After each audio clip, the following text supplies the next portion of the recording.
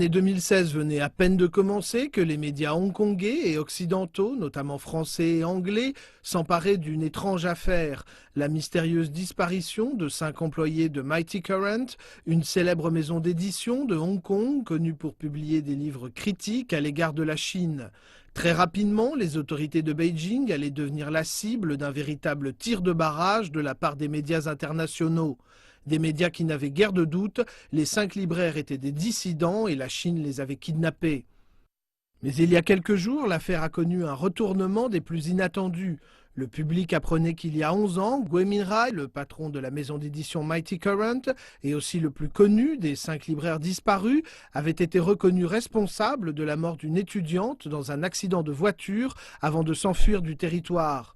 On découvrait aussi qu'en octobre 2015, Gui Minhai avait fait le choix de retourner sur le continent pour se rendre aux autorités. Quant au département de la sécurité du Guangdong, il transmettait au gouvernement de Hong Kong une lettre de Li Bo, un autre disparu et actionnaire de la maison d'édition, une lettre authentifiée par sa femme dans laquelle il confirme qu'il collabore avec la police chinoise sur l'affaire Gui Minhai. La vérité sur la soi-disant affaire des kidnappés se faisait jour. Il n'y avait jamais eu ni enlèvement ni détention secrète. Après avoir fui le continent, j'ai cru que ça allait libérer ma conscience, mais au contraire, cela n'a fait que redoubler mon sentiment de culpabilité. Je savais qu'en voulant échapper à mes responsabilités, je n'avais fait qu'aggraver la souffrance des proches de la victime. Aussi, je n'avais pas accepté la sentence de la justice chinoise. Et en agissant ainsi, j'avais commis en quelque sorte un double crime. Gui Minhai est né en mai 1964 à Ningbo dans le Zhejiang. En 1996, il a acquis la nationalité suisse.